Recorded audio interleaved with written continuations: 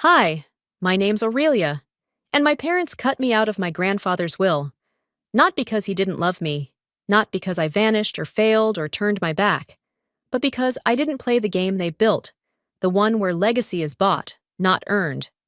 They told the world I wasn't invited, that I had no place in his final wishes. But they didn't know.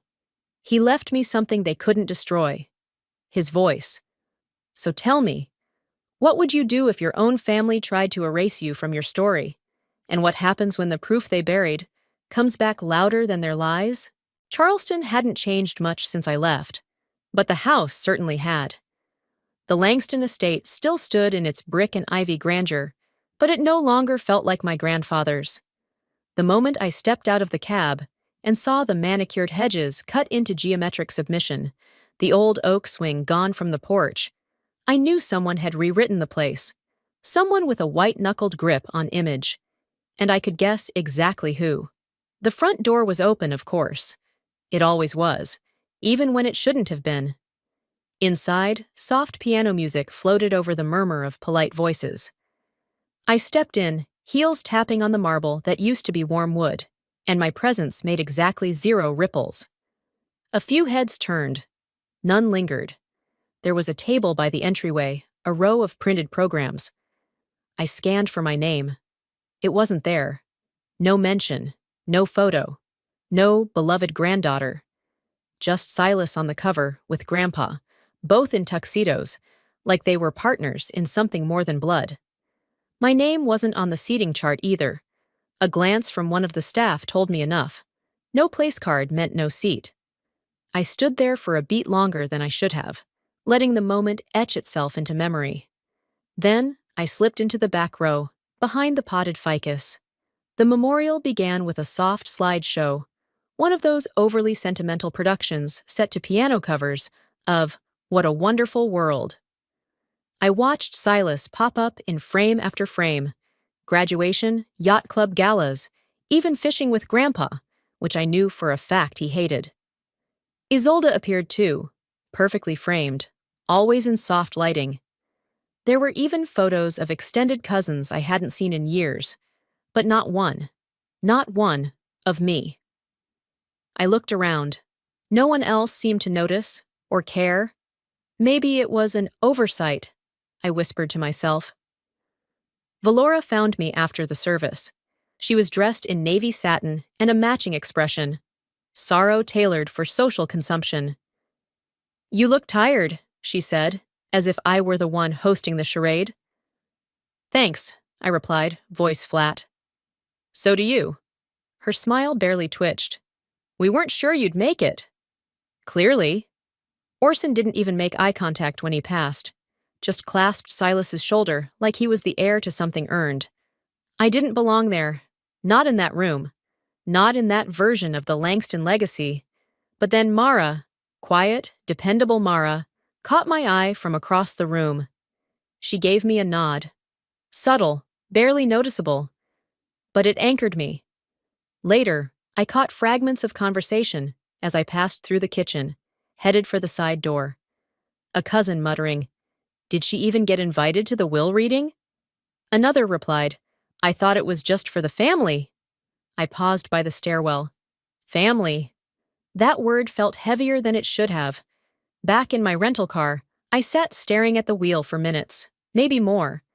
The house stood behind me, silent and self-satisfied. I pulled out my phone, thumb hovering, then hit play on the voicemail I'd saved for 6 months. His voice crackled, warm, a little breathless. "Aurelia, I know I've said it before, but I'm proud of you. No matter what happens, you're still the one I believe in." I didn't cry. I gripped the steering wheel until my knuckles turned white. That night, back at the cheap inn I'd booked last minute, I checked my email out of habit. There it was, a message from Langston Law Group. Subject: Will Reading Invitation List. Final confirmation. I clicked it open. My name wasn't there. Not Aurelia Langston. Not any variation. They'd really left me out. I slept restlessly that night. The kind of sleep that isn't really sleep at all. Just blinking through darkness. Your body still, but your mind wide awake. Morning came before I was ready, and the sun pushing through the thin curtains didn't ask if I wanted to face another day in this house. The estate was already alive with movement when I stepped out of the guest room. Distant voices, the clinking of silverware, soft-soled footsteps of staff prepping breakfast that tasted like obligation.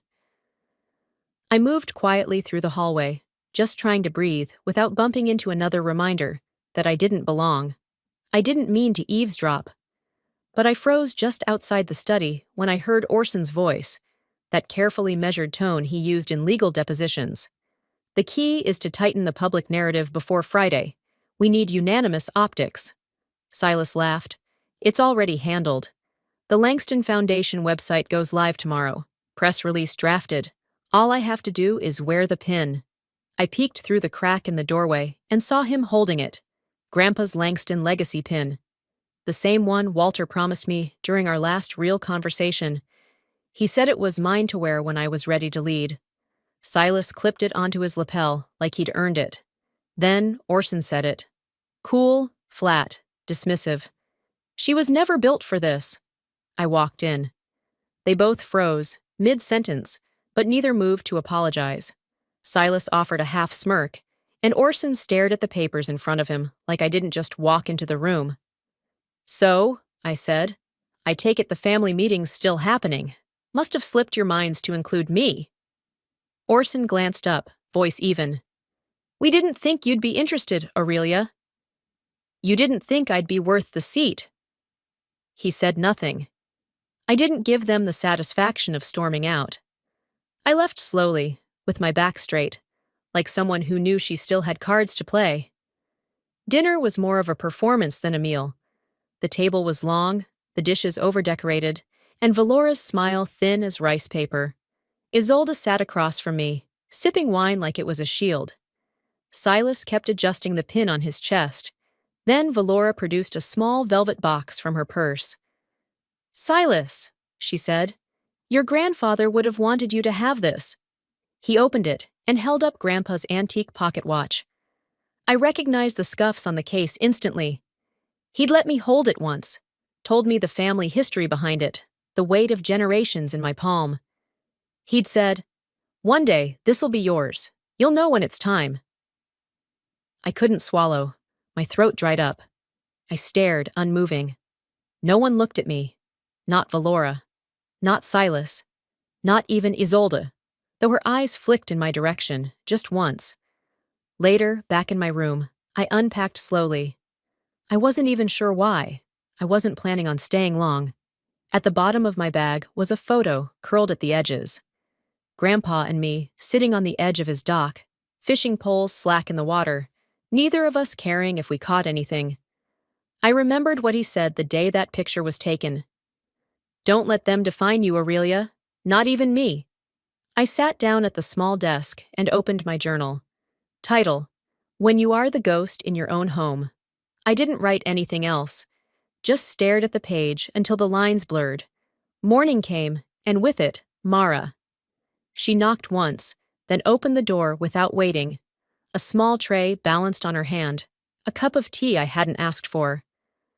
Brought this by mistake, she said softly, eyes never leaving mine. She placed the tray on the table, then added, He didn't forget you. I stared at her. The reading's still set for Friday, I asked. My voice was steady, but my hands weren't. Mara hesitated, then nodded. She stepped back toward the door and slipped a folded piece of paper onto the desk before leaving without another word. I didn't open it right away. I needed air. I walked the grounds, through familiar paths, now edged with trimmed hedges and ornamental plants Walter never would have tolerated. The rose arbor was still there, though, wild, stubborn, beautiful. He planted it for my grandmother, told me he never touched it because she wouldn't have wanted him to. As I passed, I caught a voice around the bend. Silas. Once the paperwork clears, we'll get the Riverside deal going. Shouldn't be long. I stopped. That land wasn't just valuable, it was sacred. Grandpa had plans for it. Community plans, housing, education initiatives. It wasn't meant to be sold off for profit. He wouldn't want that, I whispered to myself. Back in my room, I finally unfolded the note. It was Grandpa's handwriting, slanted, sharp. If you're reading this, I didn't forget you. Check the library, behind the Count of Monte Cristo. My chest tightened. He knew. I was up before the light filtered through the trees. The house was still, a rare and fragile silence that reminded me of Sunday mornings growing up, before the weight of legacy and power crept into every corner of this place. I dressed quickly, pulling on jeans and a light sweater, tied my hair back, and padded down the hall barefoot, careful to avoid the one board that always creaked. The library smelled the same, leather and dust, with a faint hint of pipe tobacco that no air freshener had ever quite erased. Walter's books still lined the walls, floor to ceiling, untouched in arrangement, even if the furniture had been modernized in that cold, curated way Valora preferred. I knew exactly where to look. The Count of Monte Cristo sat 3 shelves up, slightly off-center, his favorite novel. I reached for it, fingers brushing the spine, and hesitated. For a moment, I imagined him watching me from his favorite chair, raising an eyebrow the way he did when I solved a puzzle faster than he expected. I pulled the book. It came free with a soft thud, and behind it, nestled between the wood and the wall, was an envelope. I slid it out carefully, unfolded it. Inside was a hand-drawn map of the Riverside development land. Walter's handwriting annotated every corner, projections, community impact estimates, even penciled-in names of local vendors he'd wanted to support. Only he and I ever talked about those plans. My throat tightened. I turned to sit on the nearby leather chair, the map trembling slightly in my hands. As I leaned back, something else caught my eye. A framed photo on the adjacent wall, slightly crooked. I stood to adjust it and froze. It was a family portrait, one I remembered clearly. It had been taken on Walter's 80th birthday. We'd all been there, dressed up for the occasion. I was standing between him and Isolde, his hand resting on my shoulder. Only now, I wasn't in it. The space where I should have been had been expertly edited out, seamless to someone who didn't know the original. But I knew. I remembered the dress I wore, the way Grandpa made me laugh right before the photographer snapped the shot. They hadn't just excluded me from the future, they were erasing the past. My hands clenched. For a few seconds, I just stared. Then, like muscle memory, I walked to the opposite side of the library and opened the small desk drawer where Walter kept flash drives. I'd seen him put them there 100 times. There it was, a small silver one labeled simply, Her. I didn't waste time. Back in my room, I slipped the drive into Mara's old laptop. I'd borrowed it under the pretense of checking in with a freelance client. She didn't ask questions. She never did. The drive loaded slowly, and when it did, there was only one folder. Locked. Named. For her eyes only. I stared at it. I typed in my middle name, Elaine. Walter had always said it was the strongest name in the family. The folder opened. Inside, spreadsheets, legal files, PDFs of scanned documents bearing Walter's signature, property transfers, business filings, timelines, all meticulously prepared. My name was on every line that mattered. I didn't fully understand all of it yet, but I understood enough. He'd planned for this. I leaned back and hit play on the last voicemail he'd left me again.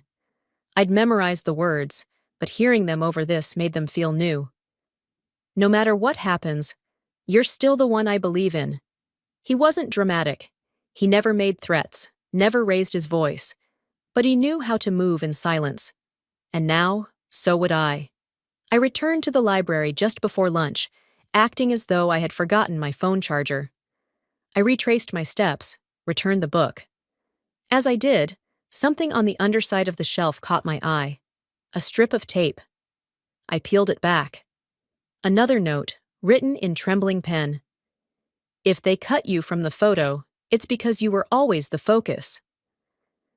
I held it for a long time, smiled, not because it was funny, but because he knew me too well. That evening, there was a knock on my door. I opened it to find Mara, not meeting my eyes. Her voice a whisper. "It's not safe to keep those on your laptop," she said. "Meet me before breakfast." I didn't hesitate. I simply nodded. As she turned to leave, I said it aloud for the first time. He really did plan this. Mara was waiting in the garden. Dew still clung to the grass, and the sky hadn't made up its mind between blue and gray. She stood with both hands clasped around a steaming mug, eyes sharp beneath her calm. "Before anyone's up," she said, and handed me a second USB drive. I took it without a word. She followed with a neatly folded document, a short list of file names, notes, and one sentence underlined twice. "He kept a mirrored backup, encrypted. You've already seen some of it, but there's more. Legal level more." I scanned the list, eyes catching on familiar project codes. One line caught me. "Langston Riverside Revocable Trust, transferred 74 days before DOD. You're not the only one watching," she added softly. "Valora's got her hands in places she shouldn't. So does your father. Don't think the law firm's clean either." I felt the weight of what she wasn't saying. Someone had helped them. Someone with a key. "Let them underestimate me," I said. "That's what he counted on." I spent most of the afternoon in my room, headphones in, curtains drawn. The second audio message from Walter was rougher than the first. Recorded from a hospital bed, I could tell, but his voice didn't waver. "The Riverside property," he said. "They'll try to liquidate it. That land was meant to house families, not fund legacies." He paused, breath-catching. Then, "This is for you to protect, not them to inherit." I sat still for a long time after it ended. For the first time, my grief wasn't just sorrow, it was fuel. Later that day, under a different name, one Walter had pre-authorized, I walked into the office of Langston's private banker. The receptionist hesitated, then let me through. The man behind the desk looked like he hadn't expected me. His eyes narrowed slightly, but he stood. "My grandfather's records," I said. "You were told to release them to me." He didn't argue. Within minutes, I was staring at folders full of transactions. Walter had moved core Langston assets out of the company months before his death, into a trust. With me listed as sole beneficiary, the will was theater. The real story was already written. On my way out, I passed Isolde in the hallway of the estate. She looked at me the way a cat watches a bird. Not hostile, but not kind either. "I heard you were at the bank," she said. Her tone was even, but I caught something else beneath it. "Looking for truth," I replied. She tilted her head. "Be careful, Aurelia." Then she walked away. That evening, I passed the open sitting room and heard Silas on the phone. I ducked behind the archway. "We're greenlit," he was saying. "Once the paperwork clears, we push the Riverside deal. She has no clue." He laughed. The kind of laugh people use when they think no one else matters. I pulled out my phone and texted Mara. "I'm ready." That night, I placed the briefcase on the edge of my bed and sat with my journal. I opened it, turned to a blank page, and wrote slowly, carefully, like a signature. "Tomorrow I speak." Then I closed it, stood, and looked at my reflection in the dark window. My face was calm, but my eyes burned. I took my time dressing that evening, not for show, not to impress, just deliberate. Black slacks, a dark silk blouse, low heels. No jewelry except the watch I wore on instinct, not because it meant anything anymore. Grandpa's watch was on Silas's wrist now, but tonight I needed to feel composed. Whole. On the desk, 2 briefcases. One held copies of every document, email, and recording Walter had entrusted me with. The other, my insurance, contained the originals, locked and backed up 3 ways. I'd learned from the best. "They wanted a ghost," I murmured to the empty room. "They'll get a reckoning." Downstairs, the kitchen buzzed with a strange tension. Valora was directing the house staff like a campaign manager prepping a photo op. Fresh flowers. finger food no one would eat, every glass polished like it might be in tomorrow's society page. "Is this a breakfast or a press event?" I asked, stepping into the room. Valora turned, her smile already armed. "You know how things are, darling. Legacy must be maintained." "Whose legacy?" I asked. Her lips twitched. "Still defensive, I see. You always misunderstood what legacy means." "No," I said calmly, stepping closer. "I know exactly what it means, and that's why I won't let you touch it." She bristled, eyes narrowing. "Don't start something you can't finish." I held her gaze. "I'm not starting anything. You already did." She turned her back, murmuring something to the housekeeper, but I saw the flicker of unease. I wasn't shouting. I wasn't crying. That scared her more. Later, I stood just outside the dining room and queued up the audio Mara had helped me capture. Valora on the phone 2 nights ago. Confident, careless. Once she's out of the picture, we finalize the Riverside sale. Richard's sentimentalism dies with him. I didn't press play. Not yet. Just kept it loaded, visible on my phone screen. A warning more powerful than any threat I could speak. Isolde found me in the hallway. "If you go through with this," she said softly, "you'll burn every bridge." "Then they shouldn't have built the house on lies." She didn't respond, just gave me a long look before slipping back into the shadows. I returned to my room and opened Walter's personal file one more time. There it was, the form I'd been dreading, a signed document labeled Consent for Administrative Transition, dated the day of his funeral. I'd signed it, believing it was a routine acknowledgement form from the memorial service staff. But in legal context, it read differently. Very differently. It was a waiver, a statement that I would not contest any part of the estate's administration or division, and it had been filed with the Family Trust Board. That form had been tucked between condolence cards and a guest book. I remembered the staff member who handed it to me. Gloved, neutral. "Just a few things for record keeping," she'd said. I'd signed, grieving, distracted. They'd counted on that. I slid the document into a new folder labeled False Consent. From downstairs, I could hear the murmur of voices preparing for the will reading in the morning. But I was no longer on the defensive. They'd made this a war, and I had no intention of losing. I didn't sleep. I didn't even try. The moment I saw the sun breaking through the oak trees outside the window, I was up. The briefcase was still beside the bed, untouched, but not unconsidered. Everything was ready. What I felt wasn't fear, it was clarity. I backed up every file again, loading them onto a small encrypted drive, and walked it to Mara's car, which was parked around back near the greenhouse. She didn't ask why. She didn't need to. "I'm not walking into their trap," I whispered as I shut the trunk. "I'm walking in with the match." By the time I entered the dining room, breakfast was in full swing. Valora stood like a hostess at a curated brunch, laughing lightly with 2 distant relatives who'd never visited before, but suddenly seemed invested in the family story. Silas was already at the head of the table, crisp in his tailored navy suit, flashing Grandpa's watch like a medal. He leaned back, sipping coffee like he had already won something. "Glad you could join us, Aurelia," Valora said without turning. I didn't sit. I walked to the center of the table and placed a printed photo on the linen. Walter's signature at the bottom. A scanned deed of trust dated 3 months before his death, assigning Riverside and 2 additional properties to me. Valora's voice faltered mid-sentence. Silas coughed into his sleeve. "This," I said, "is what your story forgot to include." No one moved. Not yet. An hour later, at the law office, the mood was different. Colder, controlled. Orson stood near the window, while Valora sat perfectly still, one leg crossed over the other, as if posture could prevent collapse.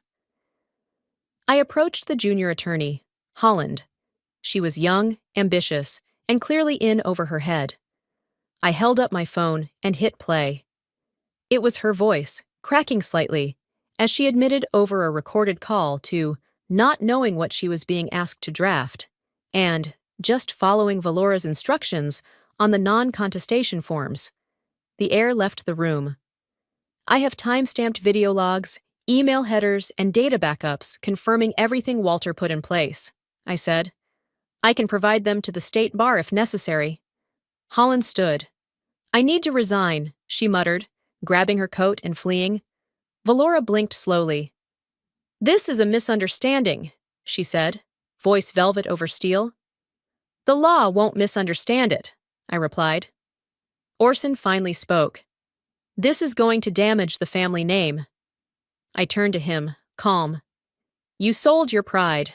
I kept my promise. I opened my laptop and projected a digital petition, already signed by over 200 Riverside residents who opposed the luxury development Silas had quietly promised to outside investors.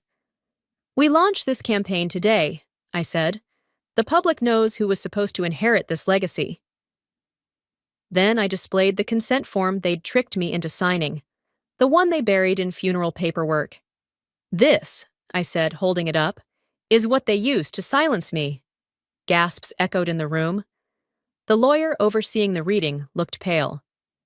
Given these developments, we may need to pause proceedings and re-examine the estate documentation.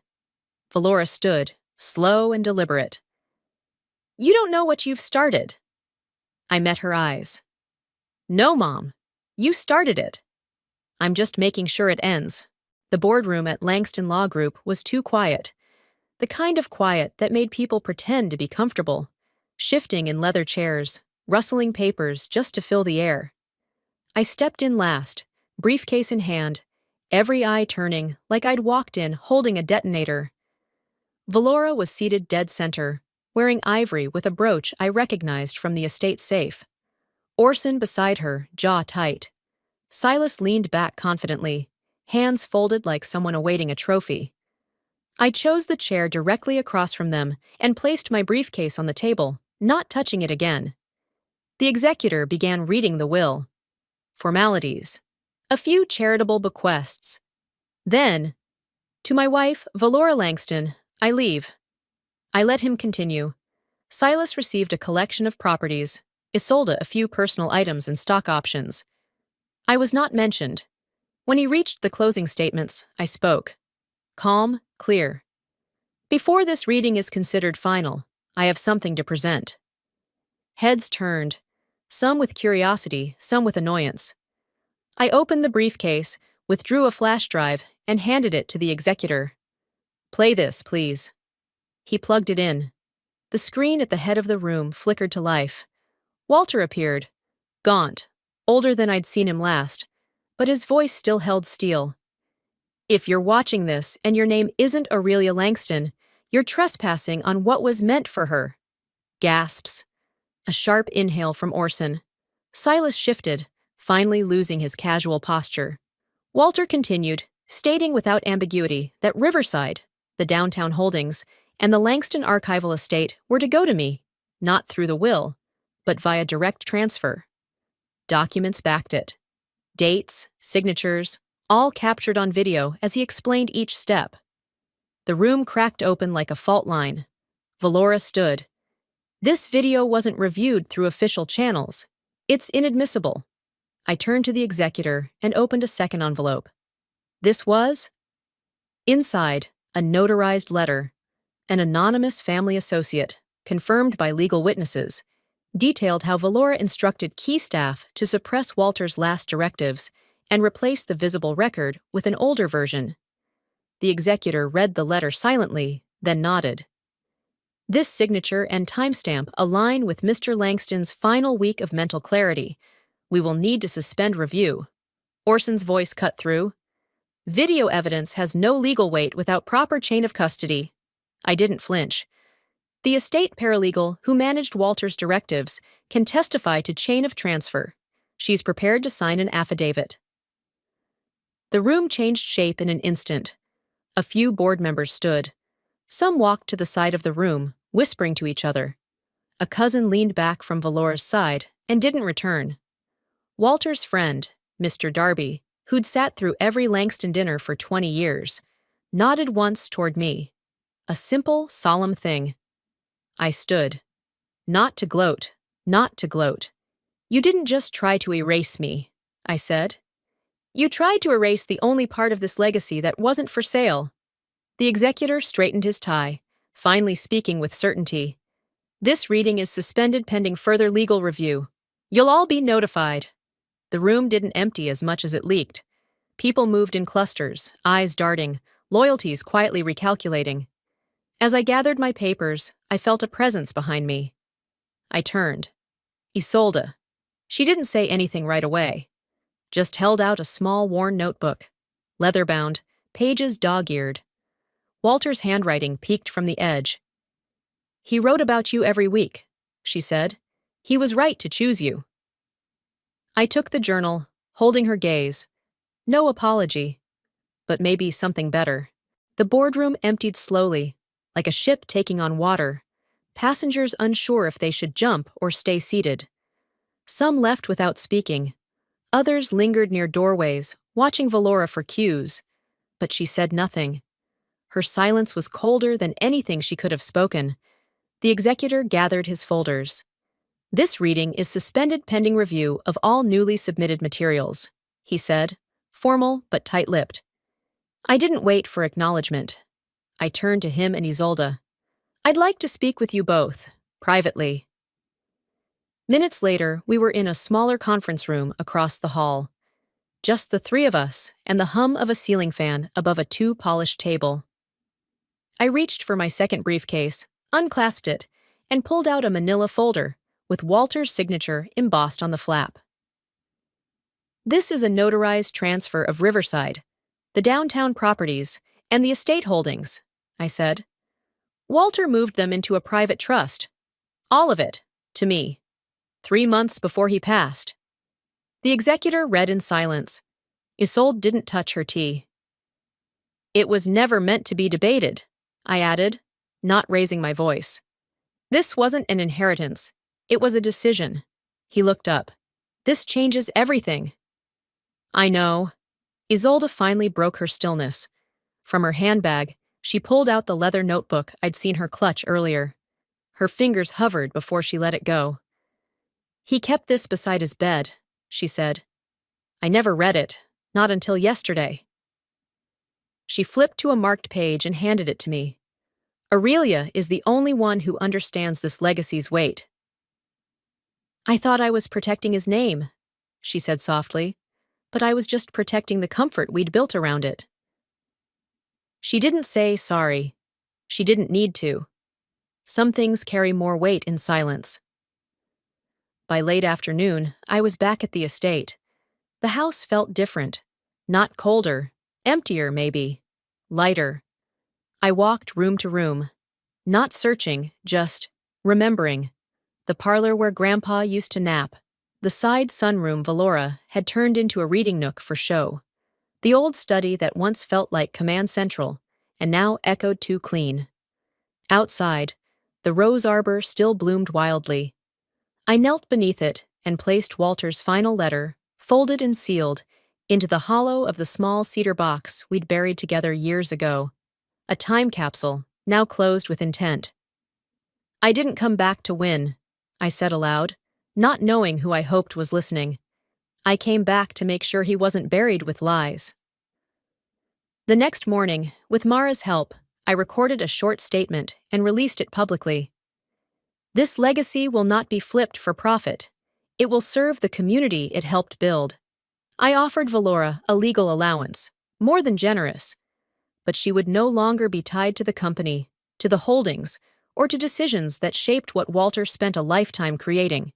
She never responded. But sometimes silence is louder than outrage. That night, I sat alone in the guest room, the journal in my lap. I'd flipped through some pages, but now I reached the very last one. His handwriting had thinned near the end. If she forgives, she will lead. If she doesn't, I understand. I closed the book, pressed it to my chest. I forgive, I whispered, voice barely there. But I don't forget. A month later, Charleston had turned the corner into early summer. The air hung warm, but not heavy, and the birds outside the guest house window stirred me awake with something gentler than habit. I didn't reach for my phone. I didn't need to. Today wasn't about watching anything fall apart. It was about building something back. The guest house was fully mine now, papers filed, transitions finalized.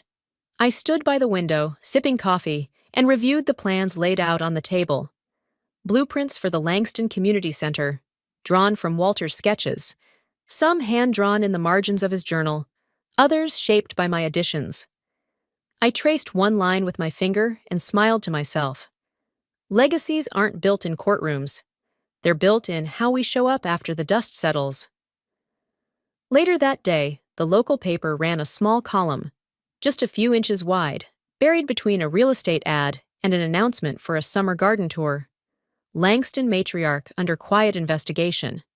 Sources indicate trust revisions concealed, public influence used to alter estate trajectory.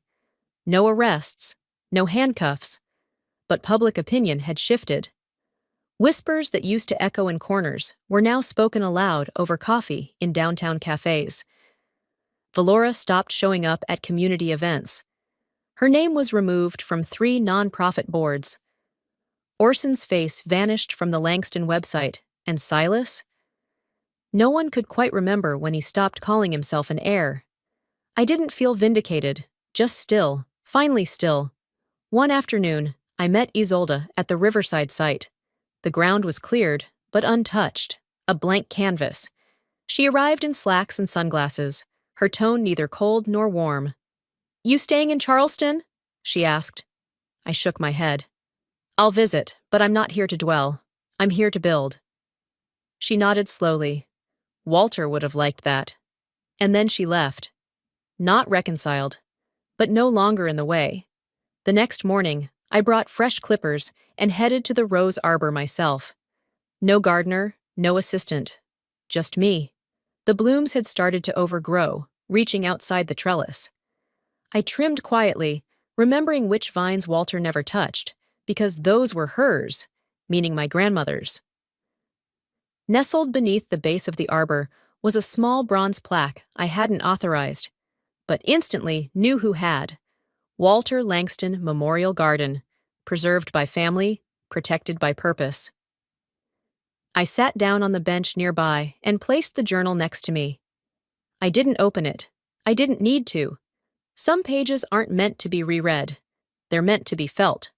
Later that week, a sealed envelope arrived from the mayor's office, an invitation to join the city's Sustainable Redevelopment Advisory Board. It wasn't flashy. It didn't come with a title or a stipend, just a role in something that might matter. I signed the acceptance letter and slid it into Walter's old blueprint folder. A new plan, one that didn't require anyone's permission. As I walked along the riverbank that evening, where Riverside would soon take form, I thought about everything that had happened. Every lie, every silence, every moment I was meant to disappear, and didn't. They tried to write me out. But the truth doesn't need permission to exist. Forgiveness doesn't erase pain. It just makes space for peace. And this was never about what I lost. It was about who I refused to stop being. I've learned that sometimes the loudest justice doesn't come from shouting. It comes from standing your ground, even when no one is looking. Legacy isn't something handed down in a ceremony or sealed with a ribbon. It's built in the quiet choices we make to protect what matters, even when it costs us comfort, approval, or the illusion of peace. If you've ever been made to feel invisible in your own story, if your truth has been buried, rewritten, or dismissed, I hope this reminded you that silence doesn't mean surrender, and sometimes the most powerful thing we can do is choose not to vanish. Not for them, not ever. Now I want to hear from you. Have you ever felt like the black sheep in your family? Like someone tried to erase your voice, your presence, your worth? What did you do about it? Or maybe you're still finding the courage. Wherever you are on that path, I want to know. Drop a comment and let's talk. And if this story touched something in you, even a little, hit that like button. Leave a comment with one, if you felt seen, or let me know where you're watching from. If you didn't connect with it, tell me why. Every voice matters here. Don't forget to subscribe to this channel so you won't miss the next story. Because trust me, there's more on the way that you won't want to miss. Thank you for watching, and more importantly, for listening.